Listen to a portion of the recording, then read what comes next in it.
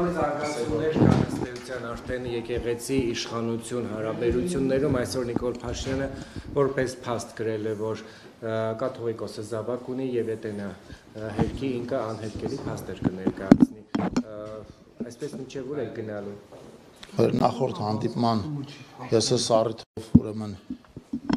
ձեզ ընդամենը օրեր առաջ հարցազրույց տվել եմ եւ այդ մասով իմ տեսակետները նույնն են եւ անփոփոխ։ Պարոն Խուդատյան, բայց Փաշինյանն ըստ էության կոչ է արել, նա նշում է, որ հավատավոր ժողովուրդը պետք է հավաքվի եւ վերանալից դուրս անի վեհապարին, այսինքն ցույցեր են իրականացվելու բռնուժով հանելու եք նրան դուրս։ Եվ այդ քաղաքացիների մեջ դուք լինելու եք։ Որ քաղաքացիներ։ Որ գնաք վեհարանից կաթողիկոսին դուրս հանեք։ Ես կարծում եմ մեր նախարարությունը այդ իրավիճակում որպես քաղաքական թիմի ներկայացուցիչ։ Ես ասեմ որպես քաղաքացի եւ որպես քրիստոնյա մտահոգված եմ եկեղեցու հիմնական կարգերից մեկի խախտման կամ թվացial խախտման մասով կամ վարչապետի հայտարարությունից հետո արդեն խախտման մասով ես դրա հետ կապված կարծում եմ որ դա եկեղեցու ուրեմն կարևոր ավանդույթներից մեկն է, որ իմիջիալոց իշխանությունը չի բերել օրակարգ այդ դարերով փոխանցված ավանդույթ է եւ կարծում եթե այնտեղ կա խախտում, դա պետք է ունենա հետևանք մնացածի մասով ես Պարոն Խուդատյան ներողություն Ես ասացի, որ մեր պլաններում, իմ պլաններում այդպիսի բան չկա, մեր նախարարության պլաններում այդպիսի բաներ չկա։ Ինֆորմացված չեմ հայտարարության մասին, ձեզանից լսեցի, բայց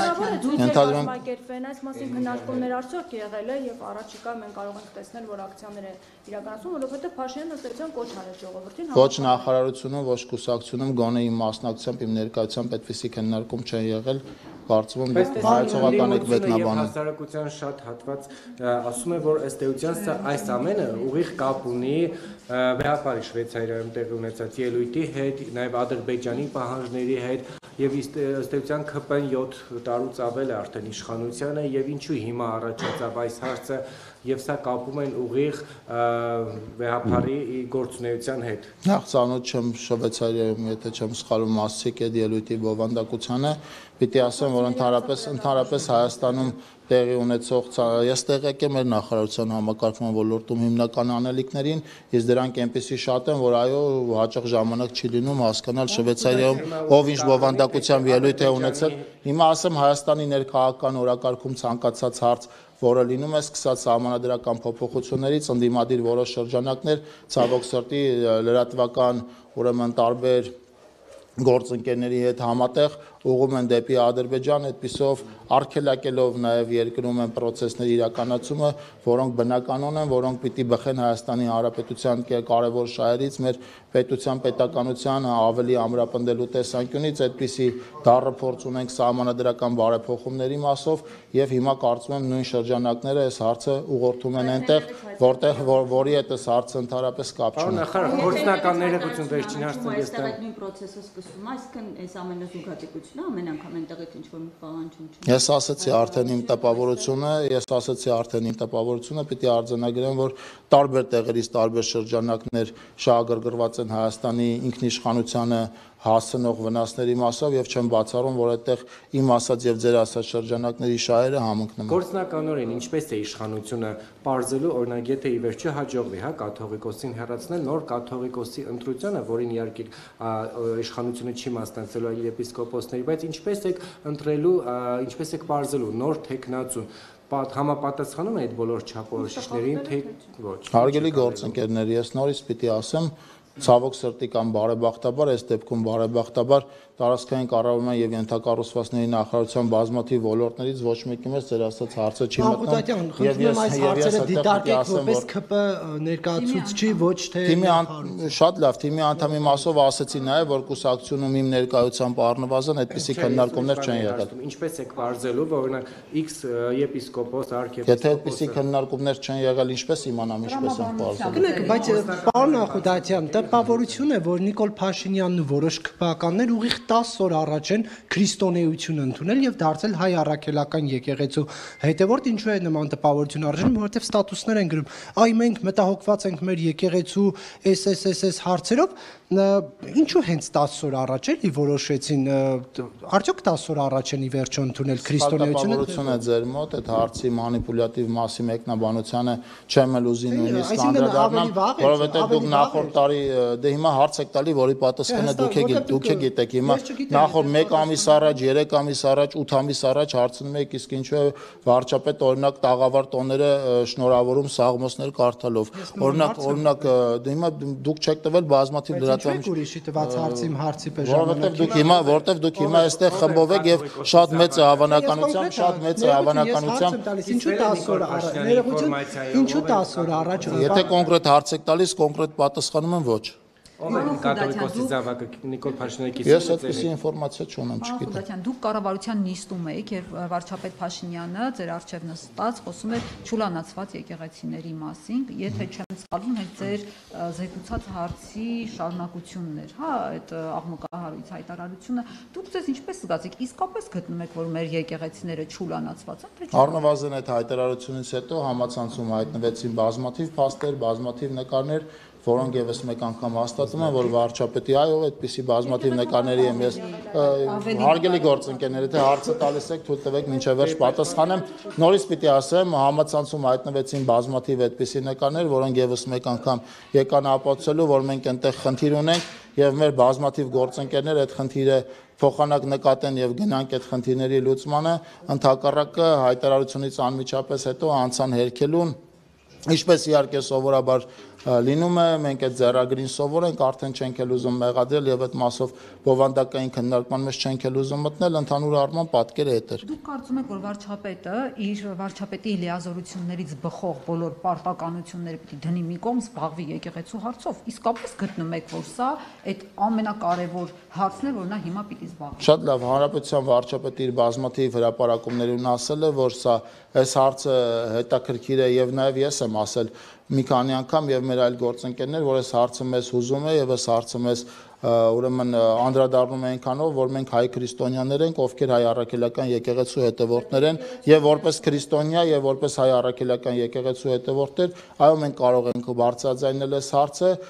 եւ նաեւ բարձրաձայնում ենք այդ հարցը։ Ձերեջից դատելով դուք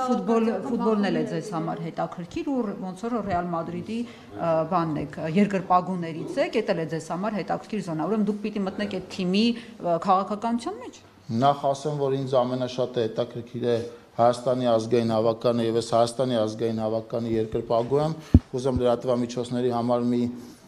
գաղտնիք էլ բացեմ, նաեւ Հայաստանի ֆուտբոլի ֆեդերացիայի շահառուների կոմիտեի անդամ եմ եւ այնտեղի գործառույթներով այո կարող եմ միջամտել նաեւ Հայաստանի ֆուտբոլի ֆեդերացիայի այս կամ այն աշխատանքին կամ Հայաստանի ազգային հավաքականի գնահատական, հիմա գնահատական կտակ չէ շահառուների կոմիտեն Չէ, ձեր մասով չէ։ Շահառուների կոմիտեն իրականում այդպիսի գործառույթ չունի, բայց դրանք էլ գնահատականների հարց են, մեկի համար ինչ-որ բան լավ է, մյուսի համար ինչ-որ բան վատ է, այնուամենայնիվ հայկական ֆուտբոլում իմ համար դրական բազմաթիվ բաներ կան, բայց խնդիրներ կան նաև ազգային հավաքականի խաղի հետ կապված եւ կարծում եմ այստեղ պետք է աշխատանք տանենք բոլորով, որպեսզի որոշակի իրավիճակ կարողանանք դրական ապահովել։ Իմիջիալոց այսօր երեկոյան ազգային հավաքականը խաղում է, բոլորիդ կոչ եմ անում երկրպագել հավաքականին դրական արդյունքի ակնկալիքով։ Արդյոք իշխանությանը անհանգստացնում է այն, որ հարցումների տվյալներով եկեղեցու վարկանիշն ավելի բարձր է 71% եւ ՔՊԻ-ը ճիշտ հակառակ թվերի դասավորությունն է 17% եւ դրա համար այս արշավը սկսվել է եկեղեցու նկատմամբ։ Նկատմամբ արշավ չի իրականացնում իշխանությունը եւ ես մեկ անգամ ասում եմ մեզ ցանկացած նորից ասեմ որ խնդրում եմ երբ որ ինձ հարց են տալիս ես պիտի հարցի պատասխանեմ այլապես կսկսեմ հարցերին չպատասխանել եկեղեցու հետ կապված չգիտեմ ինչպիսի հարցումներ կան մենք եկեղեցուն քանի եկեղեցին ուրեմն չի ասել որ ինքը կուսակցությունով է հանդես գալու առաջիկա քաղաքական 2026 թվականի քաղաքական ընտրություններում իրենք մեզ քաղաքական մրցակիցներ չեն չնայած եկեղեցու որոշ բարձրաստիճան հոգևորականներ վերջին ընթացքում զբաղվել են քաղաքականությամբ, ցավոք սրտի դա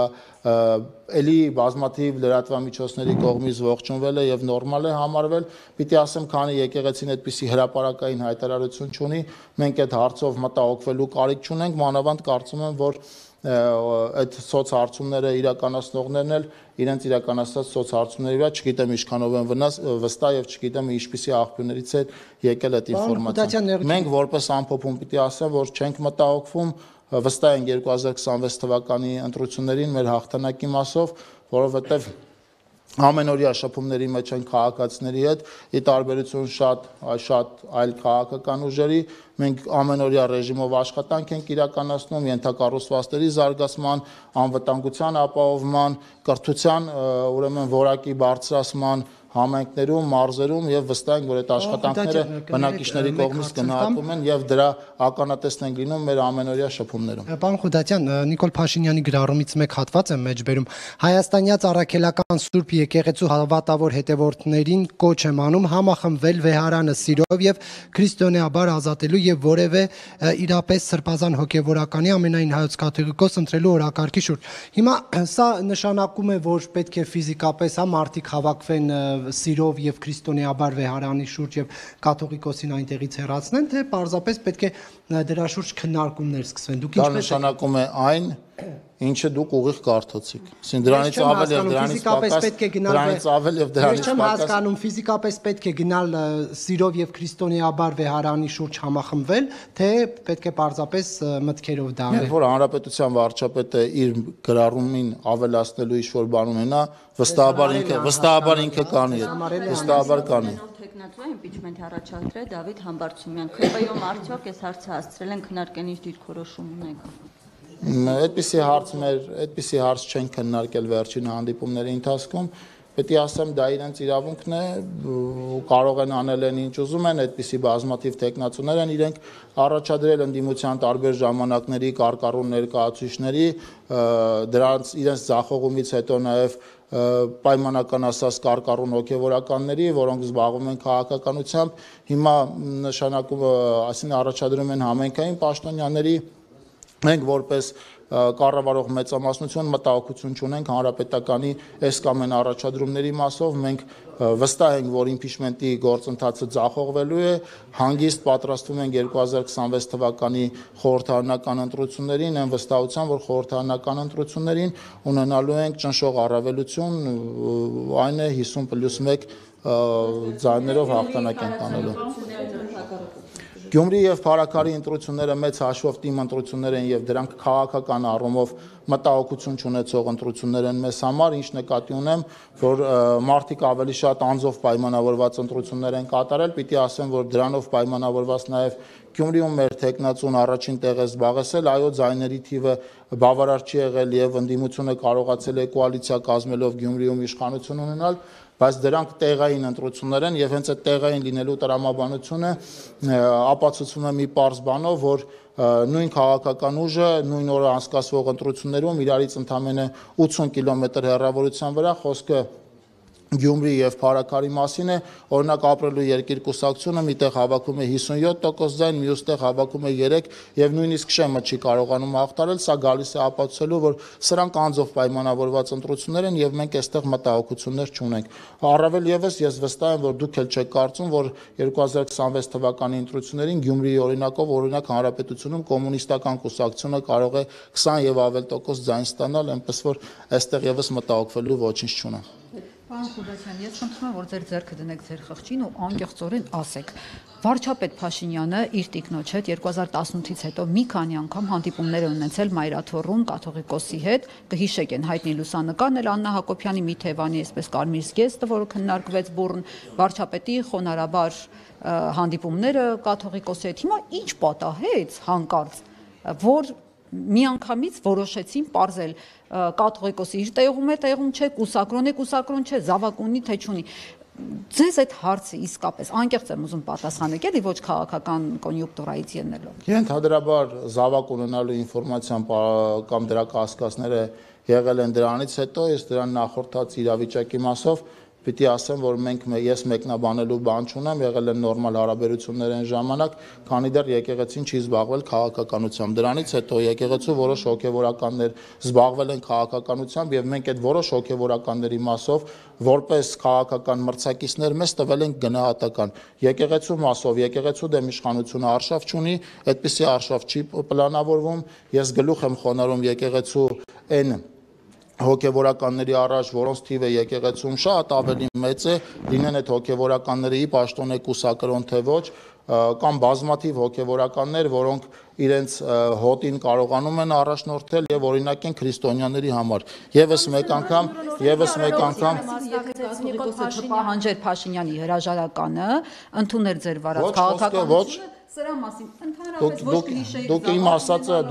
իմ ասածը հիմա հայեցողական եք մեկնաբանում, ես ասում եմ, որ շատ մեծ է հավանականությունը, որ զավակ ունենալու մասով ենթադրյալ ինֆորմացիան հենց այն ժամանակ է, այո, հենց այն ժամանակ է հանրայնացվել, որի մասին իմացվել է, եւ իմ մոտ տպավորությունն է, որ դուք բոլորդ որպես քրիստոնյաներ շատ հաշտ եք եկեղեցու հիմնական կարգերից մեկի կուսակրոնության խախտման մասով, եւ ձեր մոտ դա բնական է եւ տրամաբանված է եւ բարոյական է եւ հիմա դուք այդ փաստը կարծես թե հաստատ եւ ուրեմն բնական եք համարում եւ դրան զուգահեռ ուզում եք այլ ինֆորմացիա, այլ մեկնաբանություն ստանալիս դից ես կարծում եմ, որ եթե այդպիսին է իրավիճակը, դա շատ վատ է, անկախ դրանից քաղաքական իշխանությունը հայտարարում է դրա մասին թե չէ, դա շատ վատ է եւ կարծում եմ, այո, այդ դեպքում պիտի համապատասխան ուրեմն վերաբերմունք լինի նաև քրիստոնյա ժողովրդի կողմից։ Առաջ որ Միրոնոժնիկի արարողության էր Փաշինյանը մասնակցում եւ թիմը իշխող եւս ողջ վերնախավով այդ ժամանակ այդ հարցը չկար, որ ուխտադրուժը հնարավոր է զավակ ունի, հիմա առաջացավ։ Այո, ենթադրում եմ չկար այդ ժամանակ։ Նոր է բացած Փաշինյանը։ Չեմ բացառում, որ նոր եմ բացել։ Պարոն Խոդատյան, դուք օրինակ որ հանդիպեք։ Դուք հաշտեք այդ մտքի հետ։ Իսկ դուք հաշտեք վարչապետի ընտրած բառապաշարի հետ։ Դուք հաշտեք այդ մտքի հետ։ Վարչապետը իր բառապաշարի մասով մեկնաբանություն տվել է, ես ավելացնելու բան չունեմ։ Չէ, այդ մտքի հետ օրինակ դուք հաշտեք, որ կարող են բազմաթիվ բարձրաստիճան եպիսկոպոսներ, արքեպիսկոպոսներ, ովքեր իրենց կարգավիճակի բերումով պիտի կուսակրոն լինեին, կուսակրոն չեն եւ երեխա կամ երեխաներ ունեն։ Օրինակ դուք այդ իրավիճակի հետ հաշտեք։ Ես ուրախ եմ, որ մեր բոլորի օրակարգում կան հարցեր, որոնց մասին եւ ես եւ դուք նույն կարծիքի ենք։ Պարոն Խոդատյան, հիմա երբ որ քաղաքացին հաշտ չէ, որ եկեղեցում կա հոգևորական, որը խախտել է, հա, կուսակրոնության ուխտը, քաղաքացին հաշտ չէ նրա հետ, որ 21 թվականին գնացել է ընտրության, քվեարկել է ՔՊ-ի օգտին լրիվ այլ ծրագրի համար, բայց հիմա լրիվ այլ բան է տեսնում։ Այդ քաղաքացին ինչ անի։ Քաղաքացին քաղաքական process-ների մեջ այն քաղաքացիները, որոնք դժգոհ են, Հայաստանի Հանրապետության սահմանադրությամբ եւ օրենքներով սահմանված միջոցներ ձեռնարկելու հնարավորություն ունեն։ Դրանից հետո ենթադրում եմ այդ քաղաքացիների մի մասը, որոնք դժգոհ են կամ դժգոհություններ ունեն, որոշակի փողոցային process-ներում են ներգրավել, ինչին մենք նորմալ ենք վերաբերվում, եւ այն քաղաքացիները, որոնք դժգոհ են կամ դժգոհություններ ունեն, իրենց ձայնը բարձրաձայնելու հնարավորություն կունենան նաև 2026 թվականին։ Քաղաքական process-ների մասով քաղաքացիները իրենց ձայնը բարձրացնելու հնարավորություն են ունեցել առնվազն 2018 թվականին եւ դրանից հետո եւ կարծում եմ քաղաքացիները նույն հնարավորությունը պետք է ունենան, եթե հաշտ չեն ուրեմն վեհարանում տեղ ունեցող process-ների հետ, ներառյալ կուսակրոնության ենթադրյալ խախտման մասով եւ խնդրում եմ քաղաքացուն չզրկել այդ հնարավորությունից եւ եթե կան այդպիսի քաղաքացիներ, որոնք դժգոհ են, այդ քաղաքացիները ինչպես քաղաքական իշխանությունից, այնպես էլ հոգեվոր իշխանությունից դժգոհություն արտահայտելու իրավունք եւ հնարավորություն ունեն։ Դուք հաշտեք Արցախի հայաթափմանելու, հաշտեք Արցախը Ադրբեջանի կազմում ճանաչելու հետ։ Հաշտեք այս երկու հարցերի հետ կապված։ Եվ եթե հաշտ չեք, արդյոք այդ իշխանությունը, որի օրոք մենք Արցախ ենք կորցրել, չպիտի նույն ձև, ոնց որ վեհարանից են պահանջում հանել, չպիտի նույն ձև կառավարությունից հանել։ Իշխանությանը հանելու միակ լեգիտիմ ուրեմն եղանակը 2026 թվականի ընտրություններն են։ Դրանից նախորդող միակ լեգիտիմ հնարավորություն են եղել նաև 2021 թվականի ընտրությունները եւ 2021 թվականի ընտրություններին Հայաստանի քաղաքացիների ճնշող մեծամասնությունը իշխանությանը հնարավորություն է տվել շարունակելու պետական կառավարումը մինչեւ 2026 թվական 2026 թվականներին եկել է իշխանության համաժողովրդական մեծ ընդվզման թավշյա ոչ բռնի հեղափոխության արդյունքում եւ դրանից հետո արդեն հաջորդ ընտրություններին, որոնք եղել են 2018 թվականի դեկտեմբերին, մեծ ձայներ ստանալու արդյունքում, եթե դուք այդ լեգիտիմությունը հնչեցիք, որ ուրեմն իշխանությունները լեգիտիմ չեն, ես պիտի պնդեմ, որ Հայաստանի իշխանությունները Հայաստանի երրորդ հանրապետության պատմության ամենալեգիտիմ իշխանություններն են, որովհետև այդ ընտրությունների արդյունքները նախ վարչապետի ուղիղ ընտրությանը ազգային ժողովում մասնակցել են նաև այդ ժամանակ իշխող, դրանից հետո արդեն ուրեմն ընդդիմադիր դարձող բազմաթիվ քաղաքական գործիչներ են քվեարկել վարչապետի օգտին եւ այդ հարցը առաջին հերթին հենց իրենց պիտի տրվի եւ երկրորդը դրանից հետո 2018 թվականի դեկտեմբերի ընտրությունների արդյունքները քաղաքական ընտրություններին մասնակից քաղաքական ուժերի եւ նաեւ չմասնակից քաղաքական ուժերից ոչ մեկի կողմից չի վիճարկվել, հետեւաբար այո, այդ պնդումի իմ տեղին է կառավարող մեծամասնությունը Հայաստանի Հանրապետությունում լեգիտիմության բարձրագույն մակարդակ ունեցող մեծամասնություն։ Մի ծրագրով ընտրվում են մի ուրիշ բան անում են դրա լեգիտիմությունը։ Փաշինյանն է պնդում, որ Նիկոլ Ինչպես։ Եթե մի ծրագրով ընտրվում են ու չեն անում իրենց ծրագիր, այսինքն լրիվ ուրիշ հակառակ ուղղությամբ է գնում։ Արցախի հարցը դնում են մի կողմ ինքնորոշման իրավունքից էր կառավարության։ Գնահատականներն իսկ ճշող մեծամասնության գնահատականը ճշող մեծամասնության գնահատական դուք 2020 թվականին էլ 2020 իմ ասեմ 2020-ն էլ այլ բան եք փաստներ կասնում 2021-ի ընտրությունները այլ իրավիճակ ցույց տվեցին հիմա այսօր այլ բան եք ներկայացնում ես վստահ եմ որ 2026 թվականի հունիսյան ընտրությունները այլ իրավիճակ են ցույց տալու Ձեր կարծիքով զավակ ունենալն է ավելի շատ մեծ մեղք, թե վարած քաղաքականության արդյունքում բազմաթիվ զավակների մահվան պատճառ դառնալը։ Հենց այդ նույն հարցը, հենց այդ նույն բառապաշարով եւ հենց այդ ձեր կողմից հնչել է ընդամենը մի քանի օր առաջ, այստեղից ոչ մեծ հեռավորության վրա էլի ազգային ժողովում ես այդ նույն հարցին տվել եմ պատասխան եւ այդ պատասխանին ավելացնելու ոչինչ չունեմ։ Ինչ եք ասել ներողություն։ Ձայնագրությունները կան, կարող եք նայել վստահաբար կփոխանցեն ձեզ գործընկերները։ Դուք համաձայն եք, այսինքն Փաշինյանի այն պնդման հետ, որ Լևոն Տեր-Պետրոսյանը Հայաստանի Հանրապետությունում ընտրությունների կեղծման պրակտիկայի հիմնադիրն է։ Եթե նկատի ունենք նախագահական երկրորդ ընտրությունները իր երկրորդ ժամկետի հետ կապված Հայաստանի ճնշող մեծամասնությունն է այդ կարծիքով համակարծիք եւ այդ մասը բազմաթիվ անգամներ քննարկվել է նաեւ ընդդիմության ուրեմն հետ պատերազմյան ժամանակների լիդերը եւ վարչապետի կարկառուն տեխնացուն է ընդդիմության պնդել դրա մասին այնպես որ այս հարցը խորհուրդ եմ տալիս նաեւ տալ ընդդիմության այն ժամանակվա 2018-ի հետ պատերազմյան 2020-ի հետ պատերազմական ժամանակների ընդդիմության կարկառուն լիդեր Վազգեն Մանուկյանը։ Բավո Նիկոլ Փաշինյանը 2015 րոպեին հետ է հանդիպում, միայն դրանից հետո նոր էլի 2008 բազմաթիվ այդպիսի խոսակցություններ են եղել, ոչ դուք սխալվում եք, բազմաթիվ այդպիսի խոսակցություններ են եղել, բազմաթիվ այդպիսի մեկնաբանություններ են եղել, եւ եթե այդ մեկնաբանություններին ժամանակ տրամադրեք, վստահ եմ համացանցը դրան գտնելու հնարավորություն։ Նիկոլ Փաշինյան 2008-ին գոռում Լևոն 2008-յան պրոցեսների մասով լրիվ այլ իրավիճակ ենք ունեցել, որովհետև փաստացի մի կողմում եղել է ժողովուրդը իր նախագահական ընտրությունների տեխնացիով, մյուս կողմում եղել է ժողովրդից իշխանություն խլած քաղաքական մեծամասնությունը, որը դրանից հետո մարտի 1-ից, այսինքն հետո 10 տարի իշխելու երկիրը կառավարելու հնարավորություն է ունեցել եւ այն պրոցեսներում, որտեղ մի կողմում ժողովուրդն է, իսկ մյուս կողմում ժողովրդից ուրեմն ընտրակեղծիքների միջոցով իշխանություն խլել ցանկացողները այդ դեպքում այլ տեղ քան ժողովրդի կողքն է կանգնելու հնարավորություն չկա իմիջիալոց այդ նույն տրամաբանության մեջ վարչապետը նաև 2013 թվականի ուրեմն նախագահական ընտրություններից հետո երբ որ ինքը մասնակցում է Ռաֆի Հովհաննիսյանի կազմակերպած ուրեմն հանրահավաքներին ինքը հենց դրա մասին նաև այնտեղ է ասել 2013 թվականին, որ ես ի սկզբանե չեմ աջակցել Ռաֆի Հովհաննիսյանին, բայց երբ որ ստեղծվում է մի իրավիճակ, երբ որ մի կողմ հիմա նույն իրավիճակ, հիմա նույն շատ հստակ պատասխանում եմ, երբ որ ստեղծվում է քաղաքականության մեջ մի իրավիճակ, որտեղ մի կողմում ժողովուրդն է եւ մյուս կողմում ժողովրդից իշխանություն փորձել գողացող ուրեմն խումբն է, այն դեպքում կանգնել այլտեղ քան ժողովրդի կողքն է, այլ հնարավորություն քաղաքական գործիչը չունի։ Մեկ անգամ իմ հարցը տամ ավելի փորձեմ ներողություն Նիկոլ Փաշինյանը 2008 թվականին Ազատության հրապարակում հնչեցնում է առաջին նախագահի Դուք ձևակերպում եք նույն հարցը, ես ձևակերպում նույն պատասխանը։ Չէ, ես ուզում Որովհետև մի կողմում, որտեղ ընտրությունները կեղծվել են, մի կողմում կեղծված ընտրություններով ժողովուրդն է, մի կողմում կեղծված ընտրություններով ժողովուրդն է իր քաղաքական լիդերի գլխավորությամբ, մյուսում է ժողովրդից իշխանություն գողանալ փորձող քաղաքական ուժն է եւ քաղաքական ընդդիմադիր քաղաքական գործիչը այլտեղ քան ժողովրդի կողքն է կանգնելու հնարավորություն չունի։ Մի դեպքում ժողովրդի տեխնացուն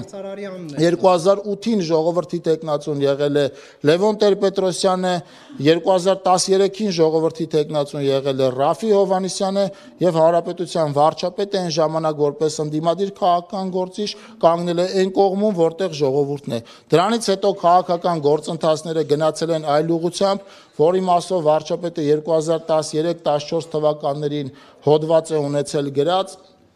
Այդ հոդվածին հիմա չեմ ուզենա հղում անեմ, որովհետև վերնագրի մասով գուցե ուրեմն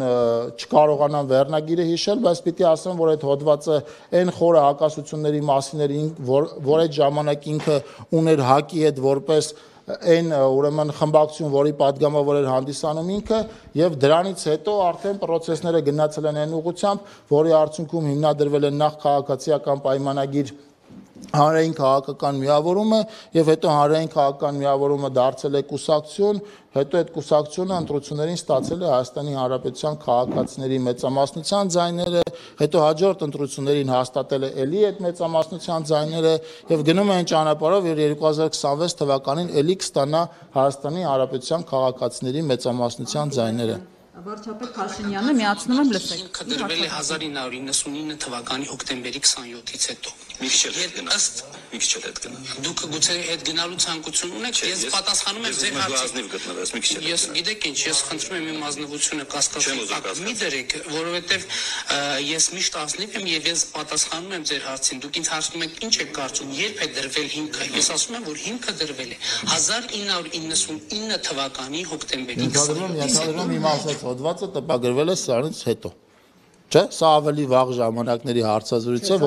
որի մասը իհարկե կոնտեքստին չեմ հասցնի, կոնտեքստին չեմ 2013 թվականի տարեվերջին կամ 2014 թվականի տարեսկզբին վարչապետը ուրեմն հեղինակել է հոդված, որտեղ նշում է իր հակասությունների մասին Հայ ազգային կոնգրեսի հետ եւ դրանից հետո process-ները գնացել են այն ուղղությամբ, որի ականատեսն եք դուք վերջին տարիների ընթացքում։ Դրան նախորդած այդ հարցը կարող եք վարչապետին տալ, որովհետեւ դուք կարճ 20 վայրկյանանոց տեսանյութ եք ասում, որի բովանդակային մասով ես հիմա ծանոթանալու հնարավորություն չունեմ։ Ես ձեզ ասում եմ այն հոդվածը, որով 2014 թվականին իմիջիալոց շատ պարզ եւ կոնկրետ մատնանշվել է այն քաղաքական հակասությունները, որոնք եղել են ժամանակին Հայ ազգային կոնգրեսի հետ, որից հետո արդեն ասացի process-ները գնացել են իմ ասած ուղղությամբ։ Նույն Լևոն Տեր-Պետրոսյանի կուսակցությունով դարձել է падգամավոր, առաջին անգամ այդպես է մտել խորհրդարան։ Վարչապետը Հայ ազգային կոնգրեսում, շատ լավ, վարչապետը Հայ ազգային կոնգրեսում այնպես չի, որ ինքը այդ ձայների ստացման process-ում մասնակցություն չի ունեցել, էական մասնակցություն է ունեցել եւ դրան հաջորդող process-ները ներառյալ Թավշյա ոչ բռնի հեղափոխությունը ցույց տվեցին եկան ապացուցելու, որ վարչապետը քաղաքացիների աջակցությունը վայելող քաղաքական գործիչ է եւ հետագա process-ները սրա ուրեմն մասին են խոսում մինչ օրս, իմիջիալոց մինչ օրս։